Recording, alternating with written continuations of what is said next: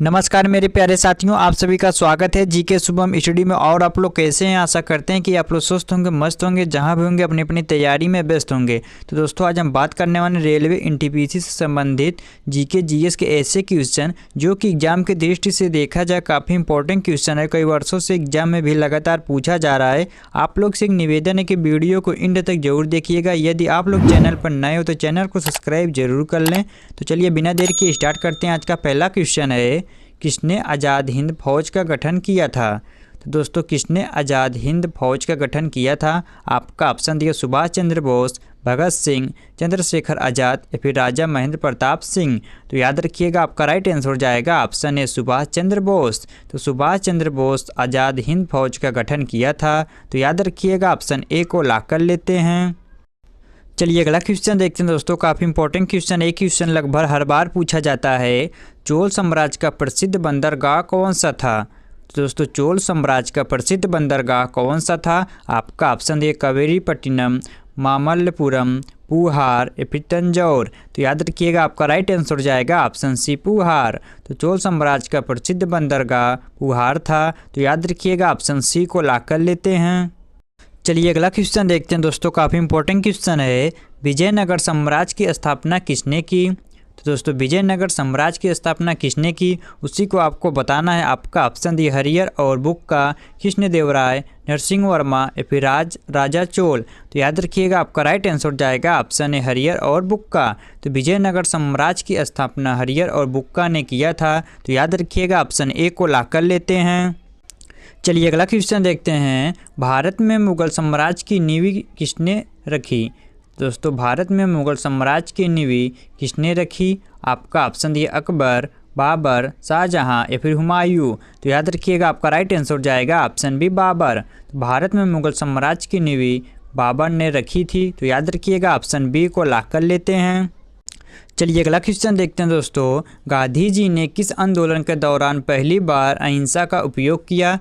तो दोस्तों, गांधी जी ने किस आंदोलन के दौरान पहली बार अहिंसा का उपयोग किया? यदि दोस्तों आप लोग को पहले से किसी भी क्वेश्चन का आंसर पता है तो आप सब उसका जवाब कमेंट बॉक्स में जरूर दीजिएगा। तो गांधी जी ने किस आंदोलन के दौरान पहली बार अहिंसा का उपयोग किया? आपका ऑप्शन दिया असहयोग आंदोलन, चंपारण सत्याग्रह, खेड़ा सत्याग्रह या फिर दांडी मार्च। तो याद रखिएगा, आपका राइट आंसर जाएगा ऑप्शन बी चंपारण सत्याग्रह। तो गांधी जी ने चंपारण सत्याग्रह आंदोलन के दौरान पहली बार अहिंसा का उपयोग किया था। तो याद रखिएगा, ऑप्शन बी को लॉक कर लेते हैं। चलिए अगला क्वेश्चन देखते हैं, इलाहाबाद स्तंभ अभिलेख किससे संबंधित है? तो दोस्तों, इलाहाबाद स्तंभ अभिलेख किससे संबंधित है, उसी को आपको बताना है। आपका ऑप्शन दिया अशोक, समुद्रगुप्त, चंद्रगुप्त मौर्य या फिर स्कंदन गुप्त। तो याद रखिएगा, आपका राइट आंसर जाएगा ऑप्शन बी समुद्रगुप्त। इलाहाबाद स्तंभ अभिलेख समुद्रगुप्त से संबंधित है। तो याद रखिएगा, ऑप्शन बी को लॉक कर लेते हैं। चलिए अगला क्वेश्चन देखते हैं दोस्तों, काफ़ी इंपॉर्टेंट क्वेश्चन है, इसको ध्यान से देखिएगा। दक्षिण भारत का प्रसिद्ध हम्पी किसका राजधानी क्षेत्र था, उसी को आपको बताना है। आपका ऑप्शन दिए चालुक्य साम्राज्य, विजयनगर साम्राज्य, पालो साम्राज्य, फिर पांड्य साम्राज्य। तो याद रखिएगा, आपका राइट आंसर जाएगा ऑप्शन बी विजयनगर साम्राज्य। तो दक्षिण भारत का प्रसिद्ध हम्पी विजयनगर साम्राज्य राजधानी का क्षेत्र था। तो याद रखिएगा, ऑप्शन बी को लॉक कर लेते हैं।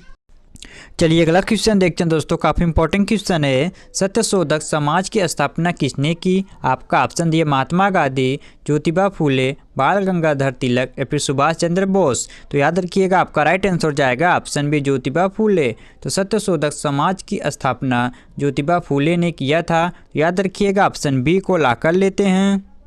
चलिए अगला क्वेश्चन देखते हैं दोस्तों, काफ़ी इंपॉर्टेंट क्वेश्चन है। दोस्तों, आप लोग जितना भी क्वेश्चन को देख रहे हैं आपके लिए काफ़ी एग्जाम में हेल्पफुल आने वाला, तो आप लोग काफ़ी ध्यान से देखिएगा।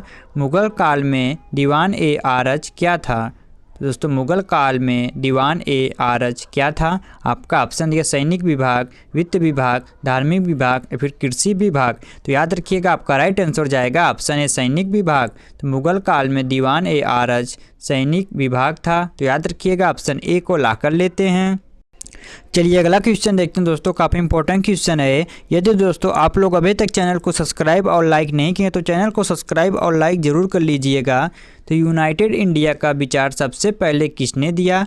तो दोस्तों यूनाइटेड इंडिया का विचार सबसे पहले किसने दिया था, उसी को आपको बताना है। आपका ऑप्शन दिया बाल गंगाधर तिलक, दादा भाई नौरोजी, महात्मा गांधी या फिर पंडित जवाहरलाल नेहरू। तो याद रखिएगा आपका राइट आंसर जाएगा ऑप्शन बी दादा भाई नौरोजी। तो यूनाइटेड इंडिया का विचार सबसे पहले दादा भाई नौरोजी ने दिया था। तो याद रखिएगा दोस्तों ऑप्शन बी को लॉक कर लेते हैं। चलिए अगला क्वेश्चन देखते हैं दोस्तों, काफ़ी इंपॉर्टेंट क्वेश्चन है, इसको ध्यान से देखिएगा।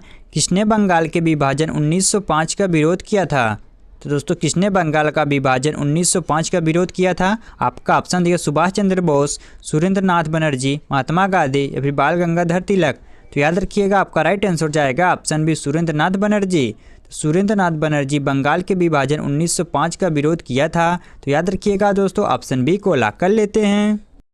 चलिए अगला क्वेश्चन देखते हैं दोस्तों, काफ़ी इंपॉर्टेंट क्वेश्चन। एक क्वेश्चन एग्जाम में लगभग हर बार पूछा जाता है। भारत के किस स्वतंत्रता सेनानी को देशबंधु की उपाधि दी गई थी। तो दोस्तों भारत के किस स्वतंत्रता सेनानी को देशबंधु की उपाधि दी गई थी। आपका ऑप्शन है चित्तरंजन दास, लाला लाजपत राय, बाल गंगाधर तिलक या फिर सुभाष चंद्र बोस। तो याद रखिएगा आपका राइट आंसर जाएगा ऑप्शन ए चित्तरंजन दास। तो भारत के चित्तरंजन दास स्वतंत्रता सेनानी को देशबंधु की उपाधि दी गई थी। तो याद रखिएगा ऑप्शन ए को लॉक कर लेते हैं। चलिए अगला क्वेश्चन देखते हैं, काफ़ी इंपॉर्टेंट क्वेश्चन है।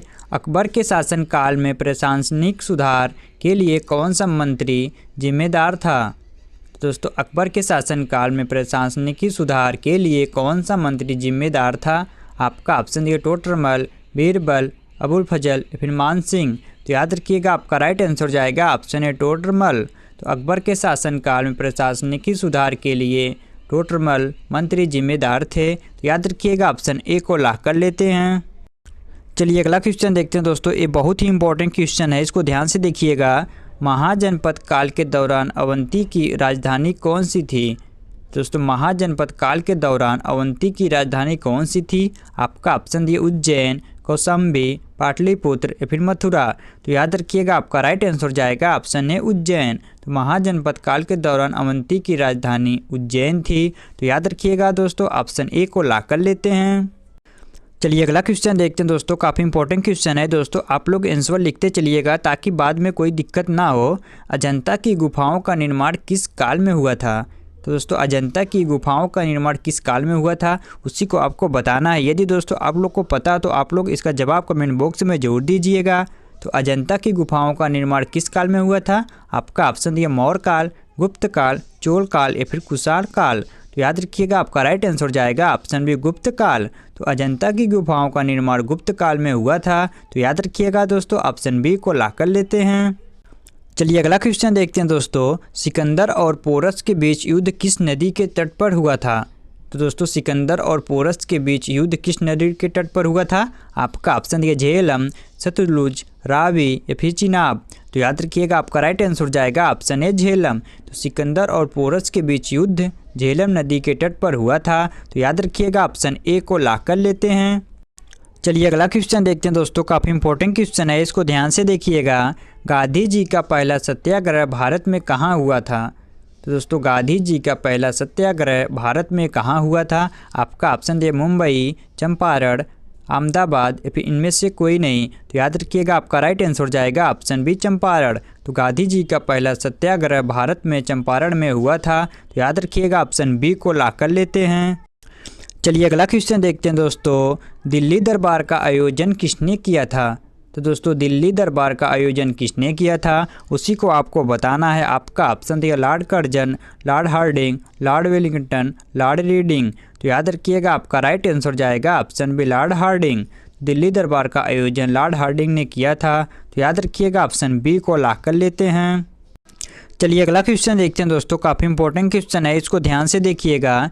किस भारतीय शासक ने सबसे पहले सम्राट की उपाधि धारण की।